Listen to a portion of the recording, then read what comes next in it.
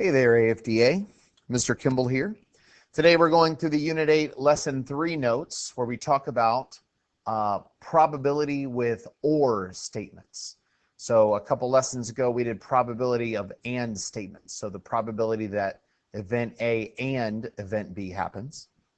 Today we're talking about the probability of event A or event B happening. Okay, before we can talk about how to calculate that probability, we have some vocabulary to talk about. Okay, first, what do we call two events where there are no outcomes in common? Okay, we call those mutually exclusive events. Mutually exclusive events. That's two events where there are no outcomes in common. Okay, if you want kind of a visual representation, if you have like a Venn diagram, we've talked about Venn diagrams. Mutually exclusive events. If you have event A and event B, mutually exclusive means there would be no outcomes in the overlap. That's what mutually exclusive means. Okay. Kind of help you remember that term. Think about a relationship, right? If you're dating someone and you are exclusive, are you allowed to date other people? No. Okay, so there's nobody that can be in two different relationships. It's either one or the other. That's exclusive.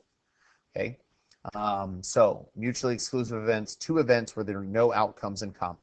So let's see some examples of some mutually exclusive events.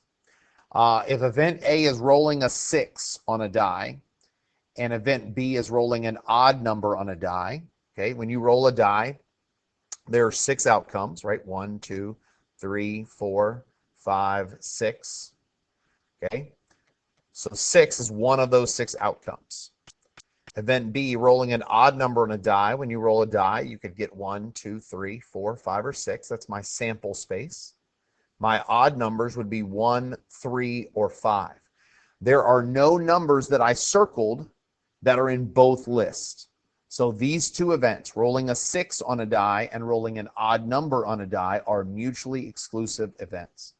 Okay, if you're picking, event A is picking a king from a deck of cards. Okay, there are 4 cards in a deck of cards that are a king. You've got the 4 of spades. Oh, that little guy. You got the 4 of clubs. You got, or not the 4. I don't know why I said 4. The king.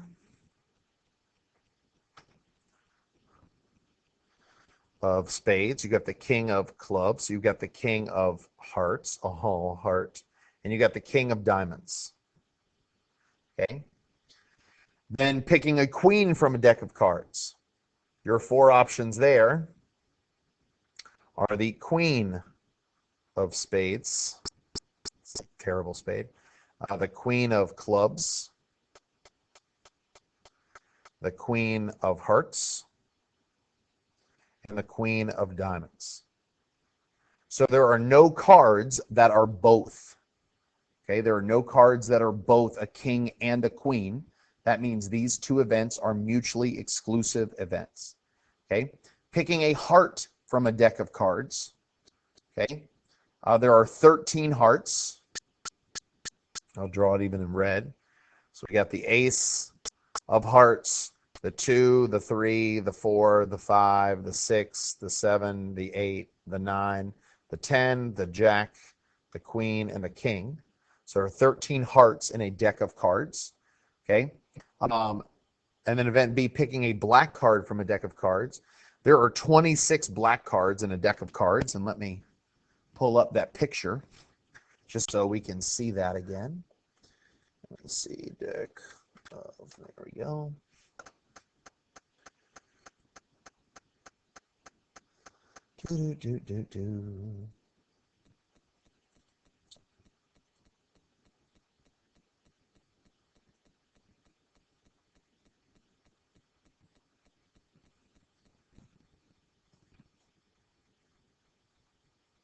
That's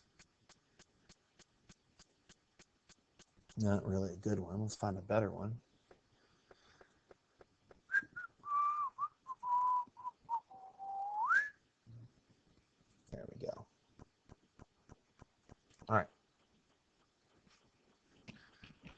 So in that deck of cards, you have 13 hearts. Again, the ace of hearts, the 2, the 3, the 4, all the way up to the king of hearts.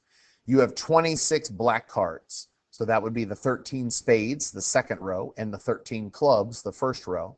There are no cards in this deck that are both a heart and a black card, because there are no black hearts in a deck of cards. So that means those two events are mutually exclusive. You can't get a heart and a black card at the same time. All right, so then what do we call two events where there are outcomes in common? Okay, that would be not mutually exclusive.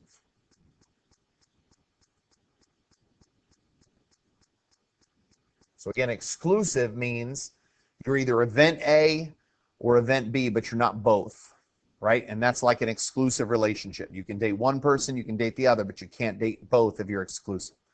Okay, not mutually exclusive mean you could have outcomes in common. In fact, you will have outcomes in common, okay? And if you're not exclusive, then you can date two different people at the same time, although I don't recommend it. It sounds like a recipe for disaster. So what are some examples of events that are not mutually exclusive? Okay, rolling an even number on a die. Okay, so if I write out my sample space for rolling a die, 1, 2, 3, 4, 5, and 6, an even number would either be the 2, the 4, or the 6.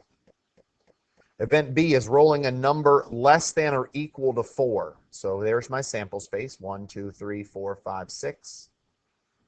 Numbers that are less than or equal to 4 would be 1, 2, 3, and 4. Here I have outcomes that are both. The 2 shows up in both. The 4 shows up in both. So these two events are not mutually exclusive because you have outcomes that show up in both lists. Okay, you have outcomes in common. All right, event A, picking a king from a deck of cards.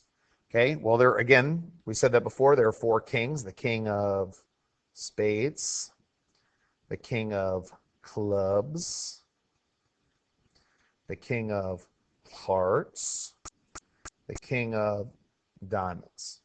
All right, picking a face card from a deck of cards.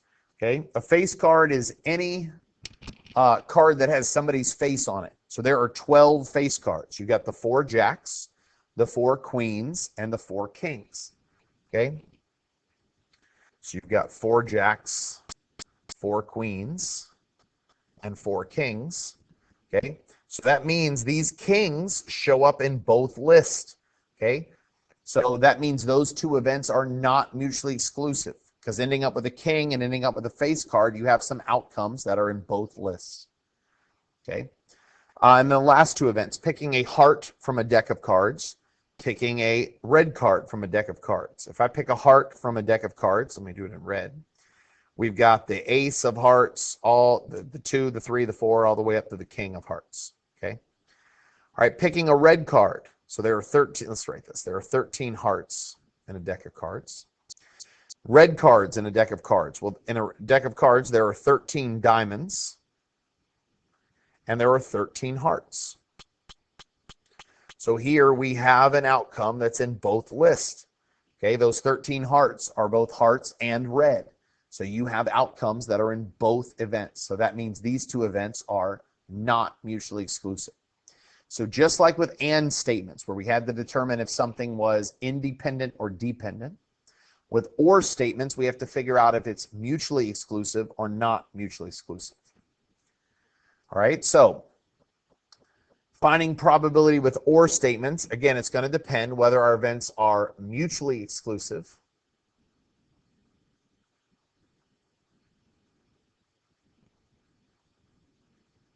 or not mutually exclusive.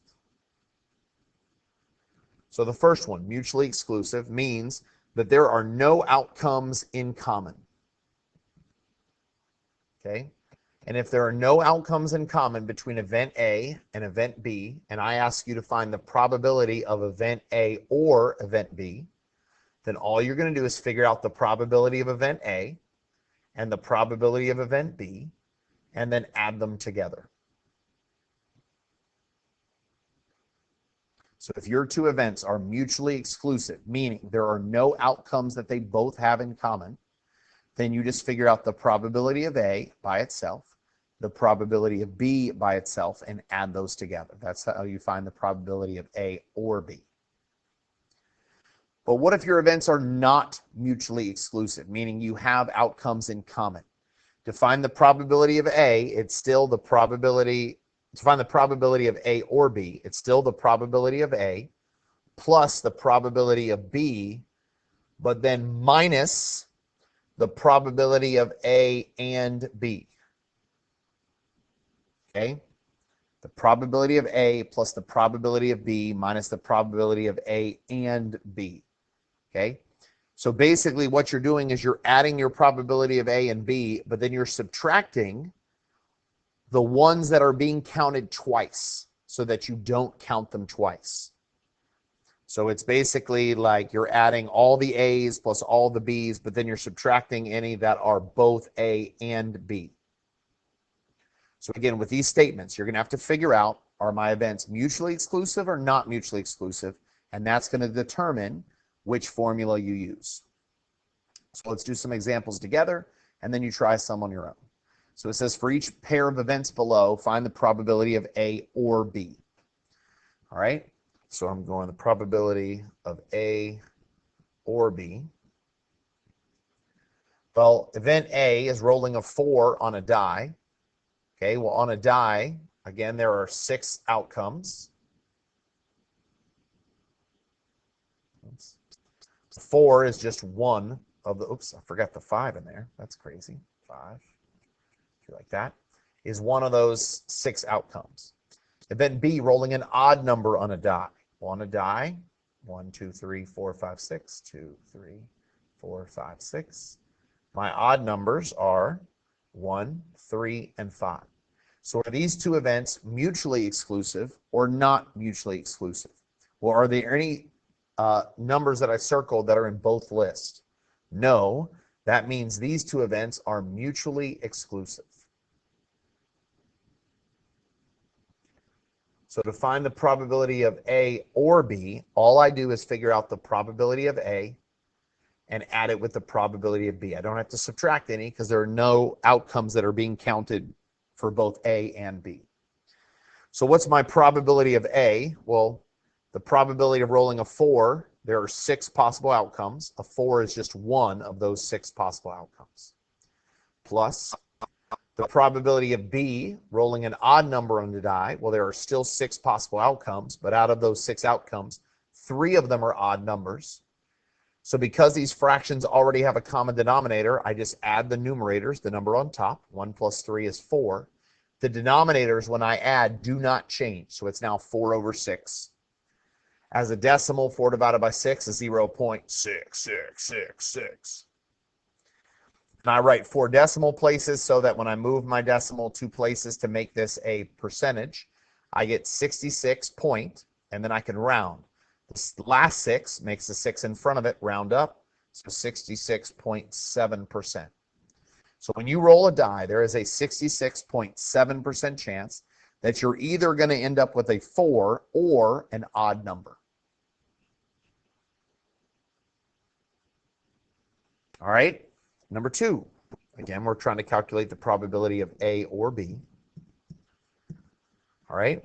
My first event is rolling an even number on a die. Well, when I roll, I get the numbers 1 through 6. And my even numbers are 2, 4, and 6.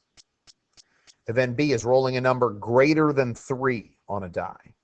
So 1, 2, 3, 4, 5, 6. And which of those numbers are greater than 3? Well, greater than means we're not including the 3. So greater than would just be 4, 5, and 6. So did I have any that showed up in both lists? Yes. You had the 4 showed up in both lists and the 6 showed up in both lists. So that means these two events are not mutually exclusive.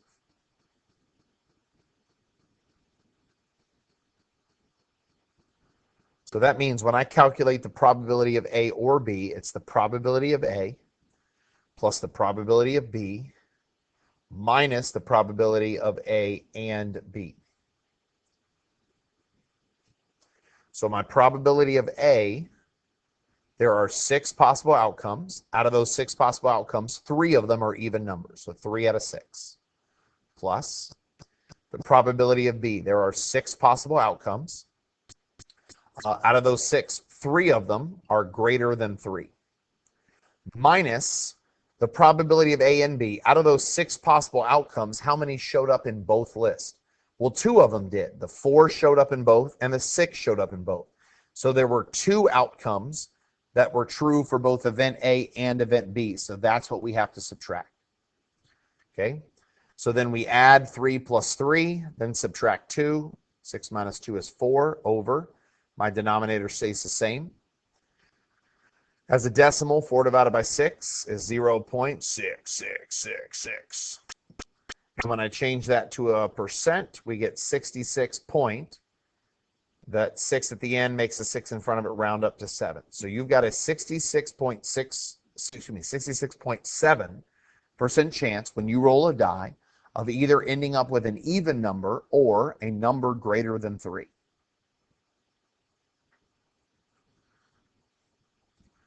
All right.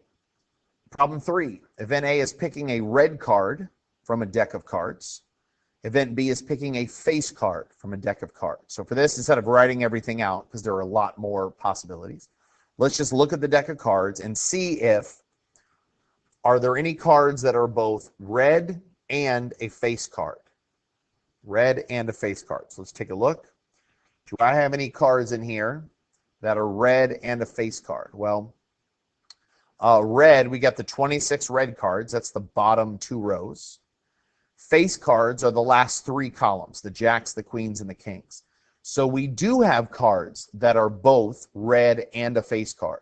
It would be the jack of hearts, the queen of hearts, the king of hearts, the jack of diamonds, the queen of diamonds, and the king of diamonds. We have 6 cards that are both. So because you have events that are both, that means these 2 events are not mutually exclusive.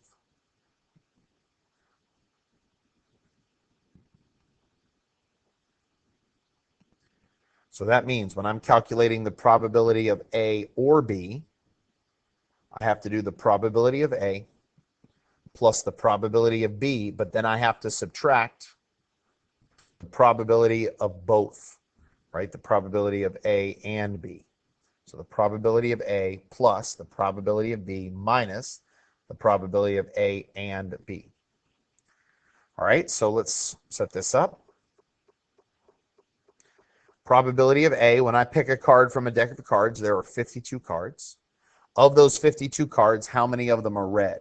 Well, again, we said the bottom 2 rows are red. If you count out all of those, there are 13 hearts and 13 diamonds. So total, there are 26 red cards. So this would be 26 out of 52. Plus, probability of picking a face card. Well, there are 52 cards in a deck of cards. How many of those 52 cards have somebody's face on them? Well, it would be the last 3 columns, the 4 jacks, the 4 queens, the 4 kings. So total, that's 12 face cards. But then we have to subtract any that are both a red card and a face card. So out of those 52 cards, how many of them are both red and a face card? Well, we said it was 6, right? We said it was the 6 in the bottom right corner, the jack of hearts, the queen of hearts, the king of hearts. Also, the jack of diamonds, the queen of diamonds, the king of diamonds. Okay? So there are 6 cards that are both red card and a face card. Okay? So again, all of them have the same denominator, so my answer is going to be over 52. When you add and subtract, your denominator does not change. So all I do is add 26 plus 12, that's 38, and then subtract 6. 38 minus 6 is 32. So we get 32 divided by 52. As a decimal, 32 divided by 2, or 52 is 0.6153. I write my first 4 numbers after decimal. And I do that so that when I change this to a percent and move my decimal place 2 to the right, I get 61 point. Then this 3 makes that 5 stay a 5. So you've got a 61.5% chance when you pick a card from a deck of cards that it will either be red or a face card. All right, one more together before you try some on your own. Go. All right, event A, picking a face card from a deck of cards. Event B, picking an ace from a deck of cards. So we're going to go to our deck of cards and we're looking for, are there any cards that are both a face card and an ace? Well, let's go look. Well, face card, I've got 12 face cards, the 4 kings, the 4 queens, the 4 jacks. I've got 4 aces. That's the column all the way to the left. The ace of clubs, the ace of spades, the ace of hearts, the ace of diamonds. Are there any cards that are both an ace and have a face on them? No. So that means these two events are mutually exclusive, because there are no cards that are both a face card and an ace. So that means when I'm doing the probability of A or B, all I have to do is add the probability of A with the probability of B. All right, the probability of A of getting a face card, well, we talked about that before. Out of those 52 cards, 12 of them have a face on them. So the 4 kings, the 4 queens, the 4 jacks. So my probability of picking a face card is 12 out of 52. Plus picking an ace. Again, I'm picking out of 52 cards. Out of those 52 cards, how many of them are aces? 4 of them. So then I add them together, right? When you add fractions with a common denominator, the denominator doesn't change. It's just 12 plus 4, which is 16, divided by 52. 16 divided by 52 is a decimal, 0.3076. And I write 4 numbers so that when I move my decimal 2 places to the right to turn it into a percent, I get 30 point. Then this 6 makes that 7 round up to an 8. So you've got a 30.8% chance when you pick a card from a deck of cards that you're either going to end up with a face card or an ace. All right, so we got some for you to try. 1, 2, 3, 4 of them for you to try on your own. I think this would be a good idea. Pause the video, try these 4 problems, then hit play and make sure you're able to get these 4 problems correct. So te toca a ti for each pair of events below. Find the probability of A or B.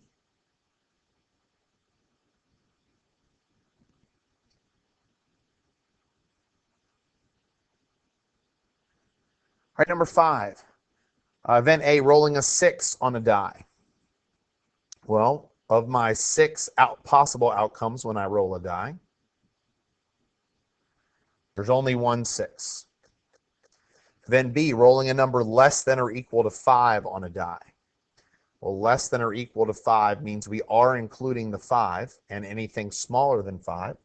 So that would be the 1, the 2, the 3, the 4, or the 5. So do I have any events that are in common, any outcomes, that are in common? No, there are no numbers that are circled in both lists. That means these two events are mutually exclusive. And I need to know that because that tells me that when I find the probability of event A or event B, that it's just the probability of A plus the probability of B. I don't have to subtract anything because there are no outcomes that are going to get counted twice because they apply to both. So my probability of A, well, out of my 6 possible outcomes when I roll a die, only one of those 6 outcomes is a 6, plus the probability of B when I roll a die, out of those 6 total outcomes, 5 of them, and I circled those 5, are less than or equal to 5. So I add those together. 1 over 6 plus 5 over 6. Again, you have a common denominator, so you just add the numbers on top. 1 plus 5 is 6. Well, 6 divided by 6 as a decimal is 1. So does that mean this is 1%? Because we haven't moved our decimal place yet. Well, where is my decimal if you have a 1? Well, if you have a 1, the decimal would be right after it. And when I move it twice, there's my new decimal. I fill in those empty spaces with 0. So 1 as a decimal would be 100%. So you have a 100% probability that when you roll a die, you're either going to end up with a 6 or a number less than or equal to 5. And if that's 100%, think back to lesson 1. What kind of event is this if the probability of that event is 100%? This is a certain event.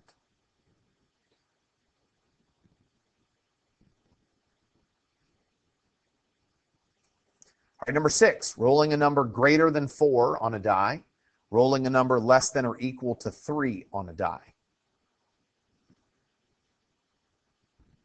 All right, well, we got our 6 possible outcomes. Of those 6 outcomes, which one are greater than 4? Well, greater than means we're not including the 4. We're just including numbers that are bigger than 4. So that would be the 5 and the 6. All right, event B, rolling a number less than or equal to 3. So again, I'm writing out my 6 outcomes. Less than or equal to 3 means we are including the 3 and anything smaller than 3. So that'll include the 1 and the 2 as well. So are there any outcomes that are in both lists? No. That means these 2 events are mutually exclusive. There are no events that are both greater than 4 and less than or equal to 3. So that's important because now when I find the probability of A or B, it's just going to be the probability of A plus the probability of B. I don't have to subtract any because there are no outcomes that are both and are getting counted twice. So what's the probability of event A of rolling a number greater than 4 on a die? Well, when I roll a die, I have 6 possible outcomes. Out of those 6 possible outcomes, 2 of them are greater than 4, the 5 and the 6. Plus, probability of event B, when I roll a die, there are 6 possible outcomes. How many of those 6 outcomes are less than or equal to 3? Well, that would be 3 of them, and I circled them, the numbers 1, 2, and 3. So now I have a common denominator, so I just add. Your denominator won't change, you just add the numerators. 2 plus 3 is 5. 5 divided by 6 is a decimal, 0.8333. I move my decimal place 2 to the right. I get 83 point. Then this 3 makes that 3 stay a 3, so that's 83.3%. So when you roll a die, there is an 83.3% chance that you're either going to get a number greater than 4 or a number less than or equal to 3. All right, let's do some with about a deck of cards. Event A, picking a heart from a deck of cards. Event B, picking an even number from a deck of cards. So we're going to go look at our cards, and what we're looking for right now is when we look at all of our hearts and when we look at all of our even numbered cards, do we have any cards that are in both groups? And if so, how many? Okay, so we go take a look. Let's leave that. It could be helpful. All right, so my hearts would be this row right here. Oh, no, that's fine. Okay, would be the 3rd row. All right, we got 13 hearts. Even numbered cards would include my 4 2s, because they have an even number on them. My 4 4s, they have an even number on them. My 4 6s, they have an even number. My 4 8s, and my 4 10s. Okay, the ace has an A, doesn't even have a number on it. The 3, the 5s, the 7, the 9s are all odd, and then the face cards don't have a number, they have a letter. So the even numbered cards would be the 4 2s, the 4 4s, the 4 6s, the 4 8s, and the 4 10s. So do we have any cards that are in both lists? Yes, we do, right? Between our hearts and our even numbers. We've got our 2 of hearts, our 4 of hearts, our 6 of hearts, our 8 of hearts, and our 10 of hearts. We have 5 cards that are both a heart and an even number. So because we have outcomes that apply to both, that means these 2 events are not mutually exclusive.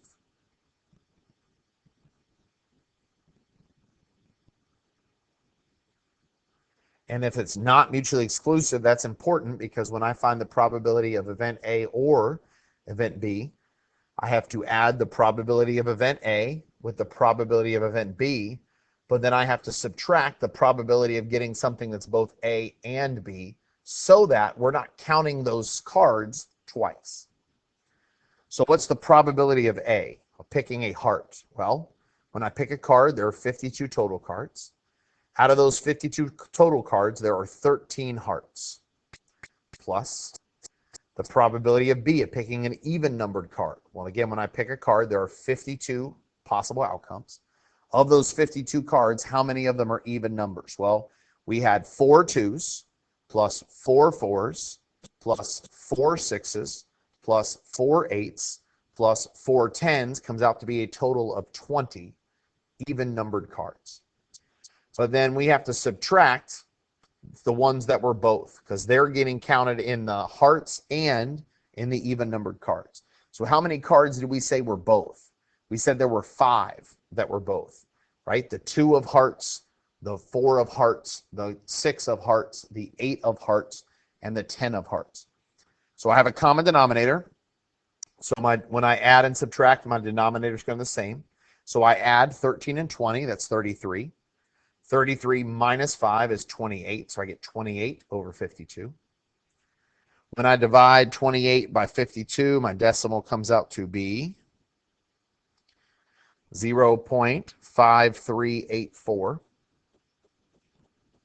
Then when I move my decimal 2 places to the right to turn this into a percent, I get 53 point. Then this 4 makes that 8 stay an 8, so it's 53.8%. So when you pick a card from a deck of cards, you've got a 53.8% chance that that card is either a heart or an even numbered card.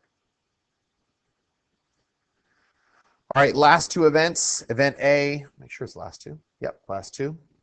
Event A is picking a diamond from a deck of cards. Event B is picking a black card from a deck of cards.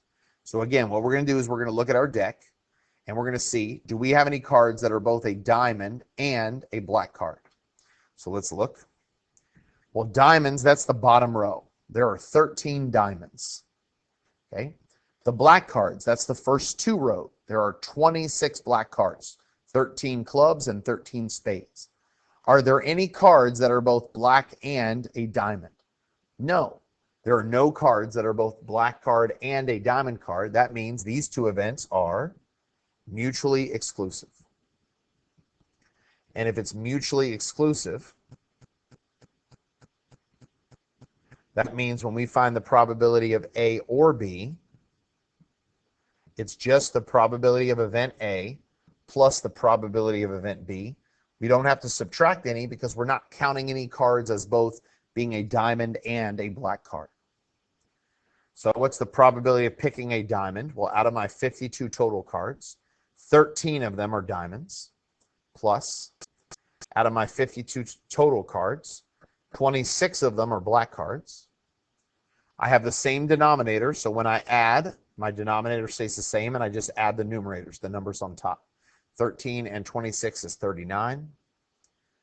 Then we divide. 39 divided by 52 is 0.75. Just 2 numbers because it stops. It doesn't keep going forever like some of the last ones have. To turn that to a percent, I move my decimal place 2 to the right, so I get 75 in front. Because there's nothing after the decimal, it's just 75%. So when you pick a card from a deck of cards, you've got a 75% chance of either getting a diamond or a black card. All right, well, that's it for today. If you have any questions, jot them down so the next time we meet, you can be sure to ask. I appreciate you taking the time to watch the video. Have a wonderful day.